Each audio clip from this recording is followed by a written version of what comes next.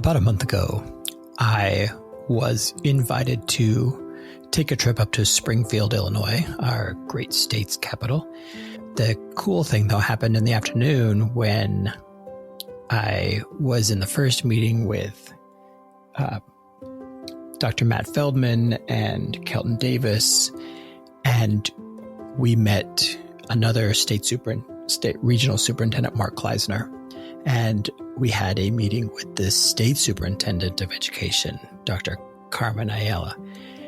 And that was the first time I'd met her. And just right off the bat, I'm going to fill you in that I'm now a fan of hers. But part of the reason we requested a meeting was to really examine this teacher shortage that's going on in Illinois. Not only the teacher shortage, but that leads to a sub shortage. And not only are there teacher and sub shortages, but there is also an administrator shortage. And so I know Matt Feldman and Kelton Davis have been hard at work on a survey and a subsequent report that delves into the nitty-gritty details of the numbers and the actual data behind these shortages.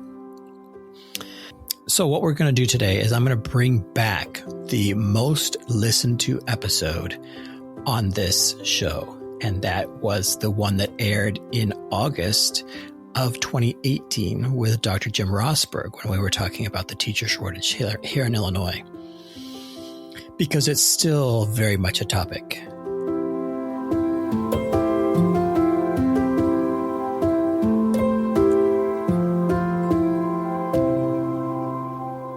Some things have happened since then.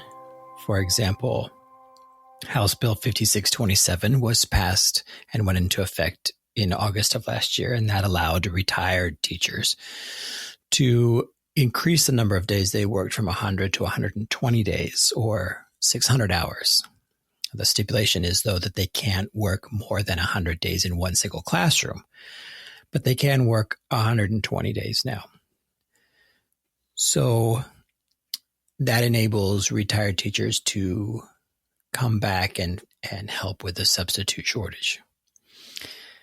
In 2019, the Phi Delta Kappa group released a poll on the attitudes toward public schools.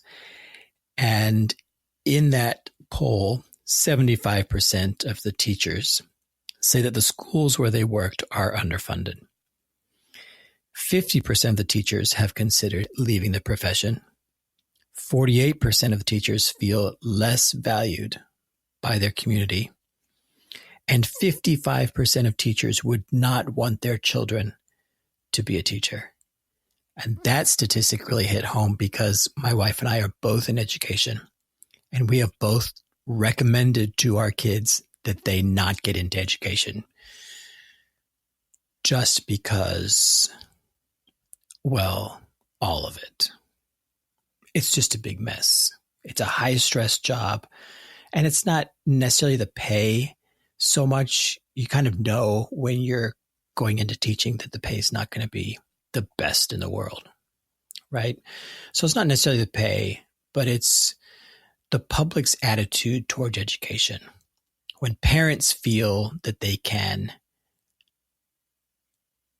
ask you to make exceptions, or they fly off the handle without having all the information, or they don't come to the school first when rumors start, that kind of thing, that just says to us who are working our tails off in the profession that we don't matter, right?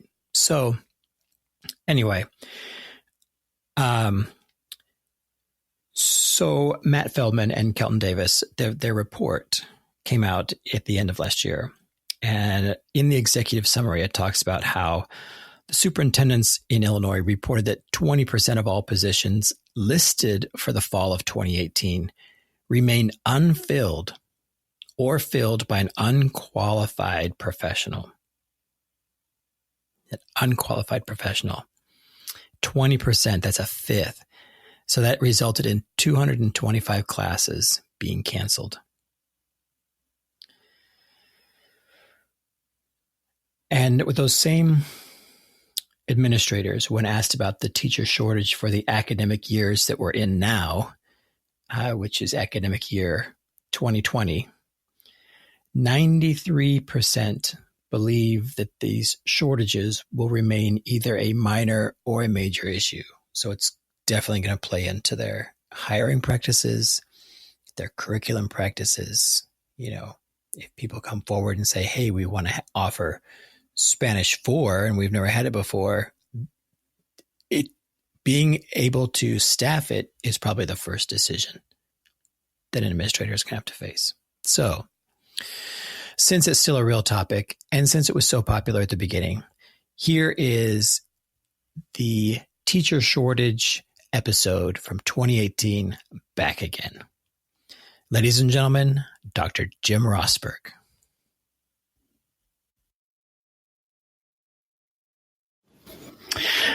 So I know that the teacher shortage in Illinois is a very real problem, but I don't think that a lot of the people who know about it really know about it and are concerned. But I think there's a lot of people who don't have it on their radar.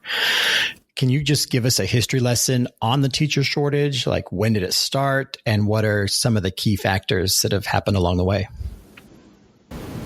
The main start of the teacher shortage in Illinois was around 2009. There were a couple things prior to that. I think the long-term effects of the No Child Left Behind Act on vocational programs, fine practical arts, and PE has led us to where we're at to some degree, but most of this has been created in our state. The biggest thing occurred in 2010 with the beginning of the new Illinois Basic Skills Test, and I think we're going to talk in more detail on that later. That's called the Test of Academic Proficiency, and currently we have only about 23% of candidates passing that test. It's ranged usually between 17 and 18% this last year. Very destructive to overall candidates. You also had Illinois instituted its own unique requirement for graduates to have proficiency in taking classes in ELL, special education, reading methods, and content area reading, which has made it difficult for out-of-state requirements. Then they really, for 3 years, just absolutely killed out-of-state individuals trying to get jobs in this state when they said that all candidates had to have an Illinois professional educator license. So basically, there was no reciprocity. Then you add to it, retired teachers couldn't sub if they let their license expire, yet we were allowing individuals with 4-year degrees who had not taught to substitute.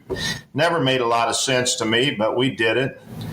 We had then the no budget for 3 years and the loss of MAP grants, and so which really impacted the poor and minorities trying to get into the field.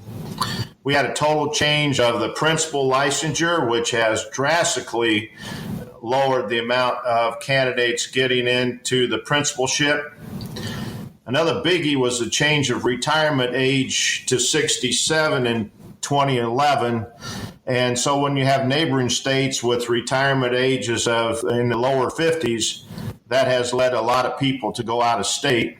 And then even at the university level, because of the lower enrollments caused by state action, the universities raised tuition, which further negated the abilities for the financially disenfranchised and minorities to get in the field. So it's been kind of a perfect storm on that, Matt. So you talked about a lot of things there. Let's talk about that TAP test, the test for academic proficiency. 20 years ago, when I took the exams for certification, there was a general test and then a content test. And so what was the purpose? Like, what was the rationale behind changing the test? Well, you had people at the state board and some of your grant foundations thinking there were too many candidates in education, and so they were going to fix it. Well, they fixed it all right. You have what happened in the 2010 with that change of the basic skills test. I give you a good example. McHenry University at that time had 89% of its students passing on the first try, which is one of the higher numbers in the state. When this TAP test, the test of academic proficiency, was put into effect, McHenry had 27% of its students pass on the first try. And this was also one of the highest in the state. So you have a situation now over the years where we're sitting now between 17 and 23% passage. So you have people, they can't get into it. Now the state did switch to, they added the ACT when things got so bad, they added the ACT where you have to have an average of a 22. That in itself is another problem of the test of academic proficiency. It's not an average score. You have to pass all four areas. And included in that area is, for example, mathematics, where you're having analytic, geometry, trigonometry skills, advanced algebra questions for individuals that are teaching elementary school. It's just ridiculous. And then, as you said, we still have the content area test. So it's not about rigor. Everybody still has to pass the content area test. But when you have a basic skills test, like at McHenry, an individual can't get into the educational program without passing the basic skills test, and that's pretty much the way it is statewide. It has dramatically lowered the pool. So can you talk a little bit about the students at McHenry? Do they retake the test? How gritty are they? Most of ours are gritty, but you have to understand if they don't pass it, then they can't enter it. So that just makes a student have to take more classes that aren't necessary while waiting to get into the educational program. So a lot of them give up. There was a time when Illinois actually had a rule that you could only take the test 5 times and then you were out of education. You could never get into it. They have since switched this, that you can take the test numerous times, which is good. That's been a positive move forward. But our numbers have just dramatically lowered. And you can see this is throughout the state. When I went to SIU Carbondale, there were 26,500 students. Now there's 14,900. Eastern, 11,200 to 7,200. It has major impact. In fact, I just got recent data I got from the State Board of Education, where last year we had 305 students total in the state take the mathematics test, when it was 956 in 2013. And then science is down to 375. And so when you only have 375 people in science and 305 in math statewide, we've got real problems. We have way too many. So, and these numbers were artificially inflated at the state board that we had too many candidates. And I go on record saying, as superintendent, I'd much rather have 24 candidates and pick the best one out as opposed to having 1 or 2.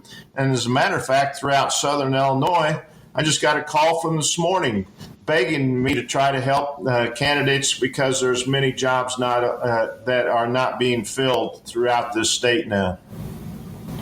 Well, and we're at the end of July at this recording, and school's right around the corner. I'd like to touch on that a little bit later.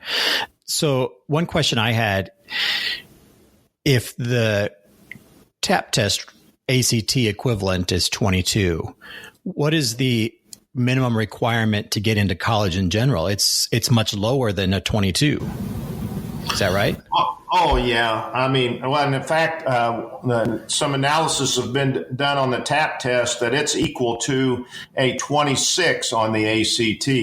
So we highly recommend all of our students to take the ACT and not take the TAP test but even a 22, here's the thing, as a superintendent, some of my very best teachers struggled academically themselves because of, but they were great teachers because they were able to help that kid that was struggling in school. Some of my teachers that got straight A's, and some of them were great teachers, but I'm just saying, a lot of times those teachers struggled with the struggling student because it was easy for them and they couldn't understand why it wasn't easy for that student. At the elementary level, I wanted a teacher that knew the basic skills up to an 8th grade math ability, but yet loved those kids, understood their needs, took time with their individual needs, and worked to make them successful citizens. We are taking that component away from education, and it's a shame. We are taking away the component of minority teachers teaching minority kids. That's a real problem. Our minority kids need good role models in the classroom, and it's just not happening now. So something has to be done to help that for sure. Well, I know my dad was a elementary principal, and I can remember him telling me that as he was urging me to go into education, that he would rather hire a C student than an A student for just that reason, because they had better empathy with their students. Yeah, we have had people make rules for teachers that do not understand the process of a successful classroom and making a successful citizen. And we are paying the piper for it now.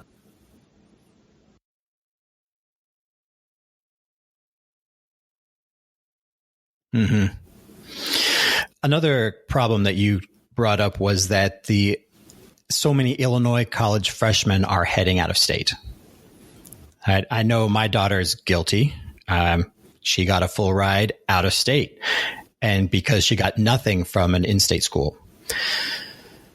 And I'm assuming all that goes back to the budget. That's a major part of the lack of budget in the past years. Yeah, you're absolutely right. Illinois has more high school seniors leaving the state than any other state of the union besides New Jersey. And that was reported in the Champaign. I read that in the Champaign News Gazette this past January. But a lot of this has to do with what you're saying, the finances and lack of scholarships, the threat of impact on the MAP grant. But they're also leaving because I know in education, some of them now, and I'm happy about the new reciprocity bill, but some of them are actually going to other states so they can meet the basic skills requirements of those other states, not have to take the TAP test, and then hopefully come back to the Illinois to teach. But the problem occurs is that a lot of these students, when they go out of state, they never come back. And so what's the incentive for them? And then when you have a retirement age and they read about and they study about in college that their retirement age in Illinois is 67, and then for example they can stay in Missouri and retire in the lower 50s. Now I had no problems with Illinois extending that retirement age from 55 up a little bit, but to go to 67, I'm 67 years old right now in my beginning my 47th year in education, and I can't even think what it would be like for me being a kindergarten or first grade class right now. I'm sure a lot of them are thinking the same way, so they're leaving the state of Illinois. Yeah, that's a shame. I think one of the things on that, I should mention it, I think another thing that's occurring is the fact that other states are seeing our weakness and they're beating the tuition rates. Some students they can go out of state now and get their tuition at a cheaper rate than staying in the state of Illinois because of the rapid raise of tuition in Illinois. Yeah. So what can be done about these issues? You mentioned lowering the TAP test requirements. I read in one of your articles that you don't support eliminating a basic skills test, which I can understand. But lowering that for the Illinois college freshman problem, we obviously need a budget. What can the universities do? Well, I think the university have to look at themselves at their tuition rates.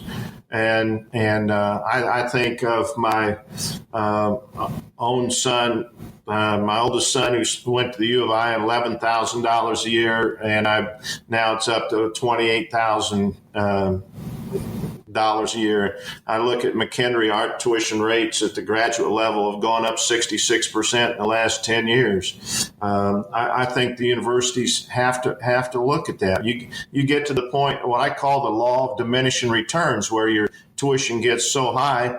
Let's say you have 10 students that will enroll in a class at $300 an hour, and then you have 0 students sign at $400 an hour. Well, where's your revenues? And I think university is going to have to look at that too. But this state has to change its TAP test. In fact, I would can the TAP test, and as I said, I never thought I'd say that. I'd go back to the old basic skills test. See, you still have content area tests, and that's what our legislators forget. The rigor is still there, but people have to have access. And they also forget that people that are getting into college are some of the best students that Illinois had in high school.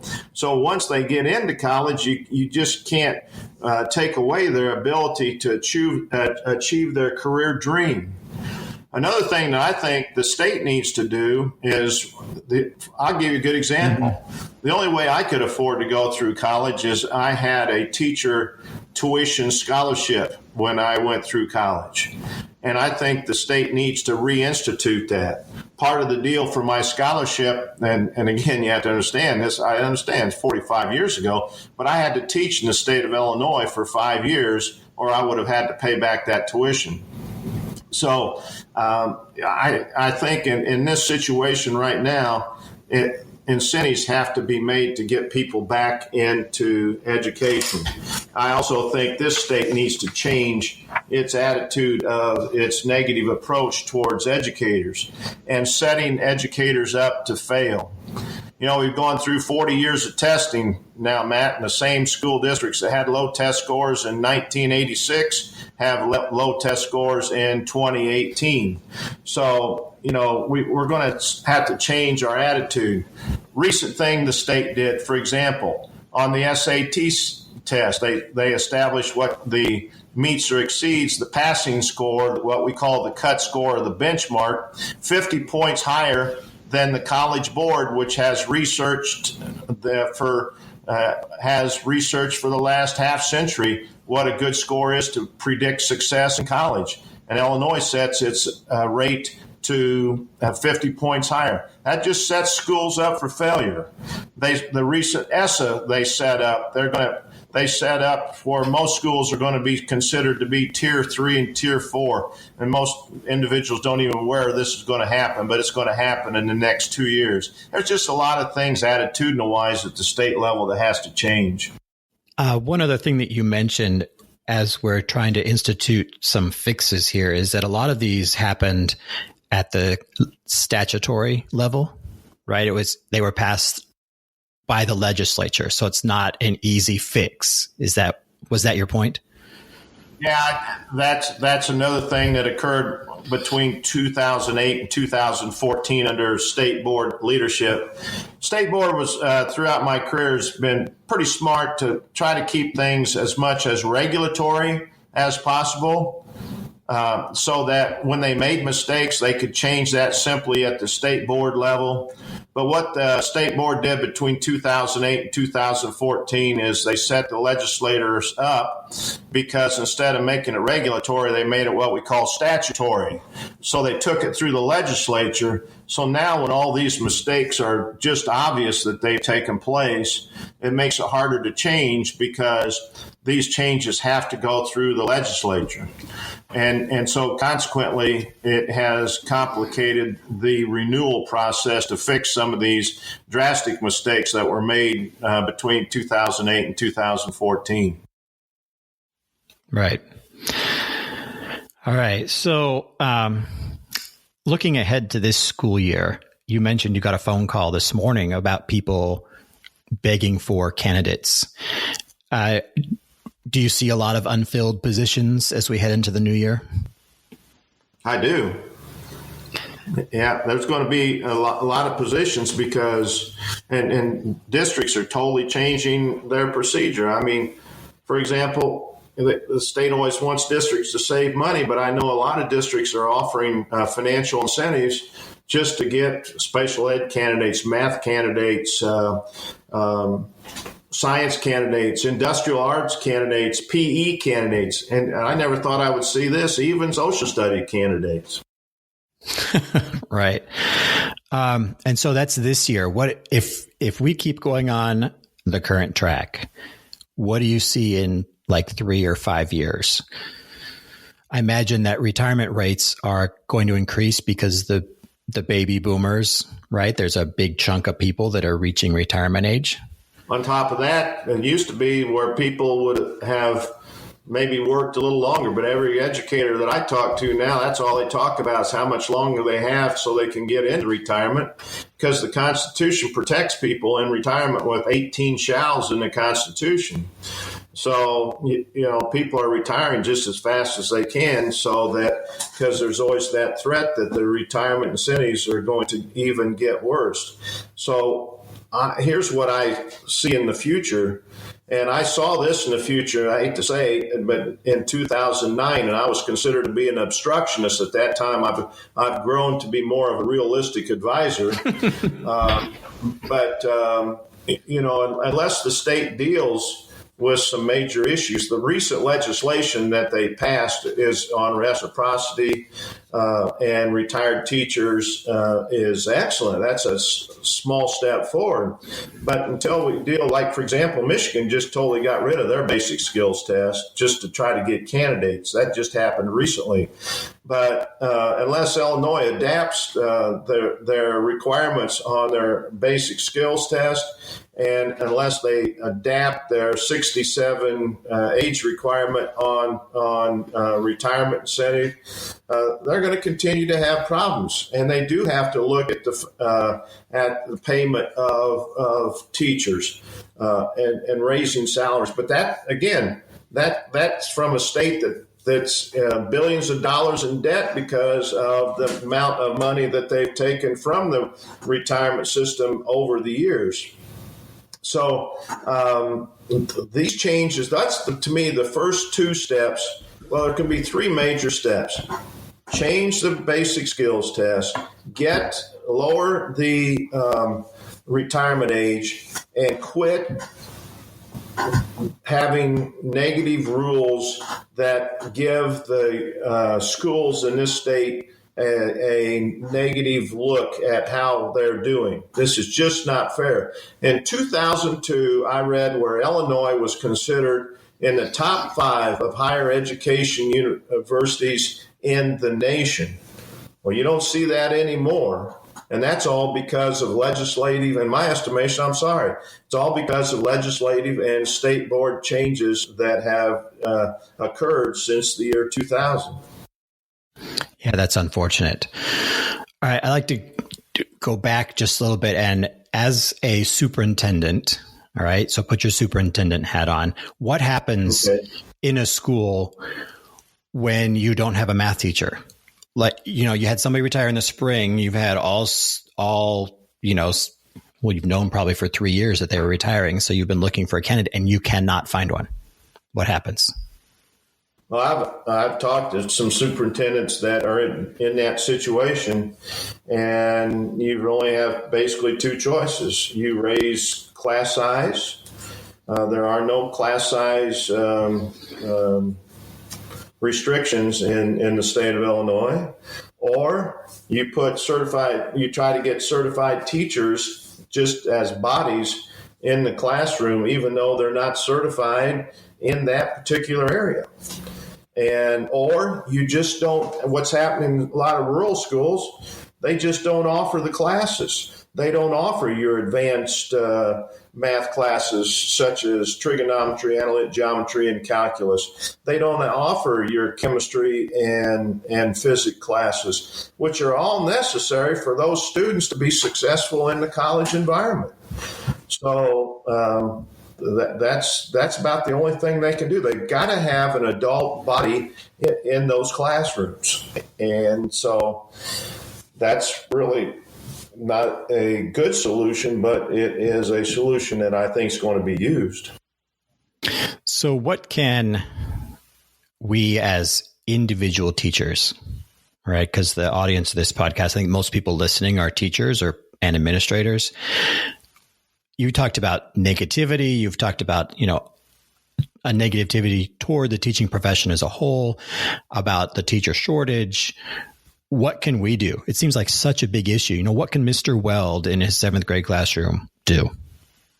Well, first of all, educators are terrible at public relations, and many times we just say, well, this is going to change. Well, when are educators going to figure out that when it changes, it hasn't gotten better? Educators have to be more active politically. They have to be more active in talking to their legislators. They have to write letters to their legislators. I'm more than happy they can use the research data that individuals such as myself and others have now.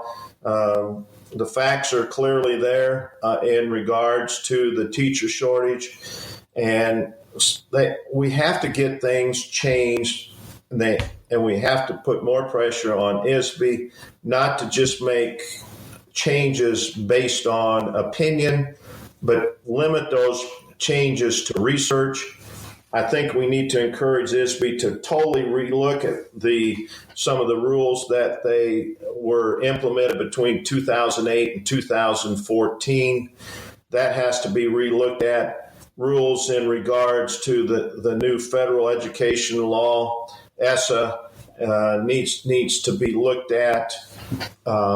Rules regarding cut scores on tests need to be looked at.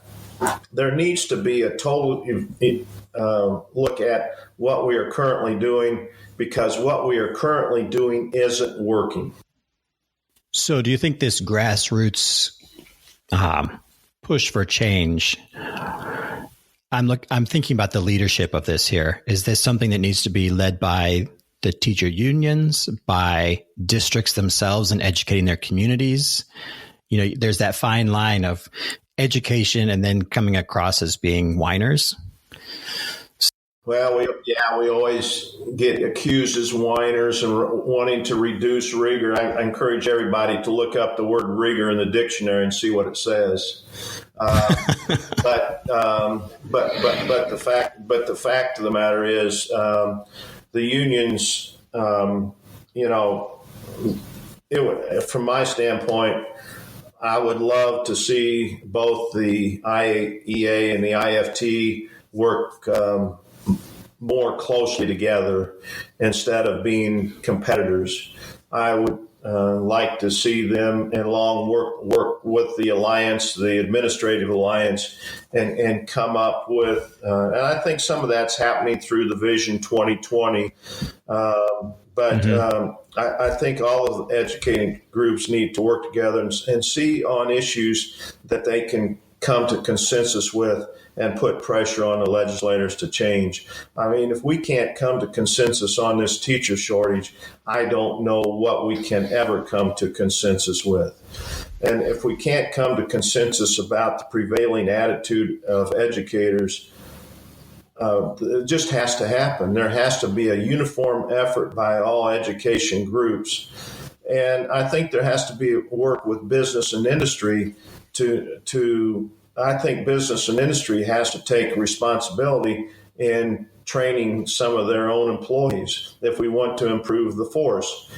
we have to change our process because of No Child Left Behind. It's said over and over again, our vocational education in this country is really weak right now. These are all things that have to be looked at, and a pretty rapid change needs to take place if we want to fix this mess. Yeah.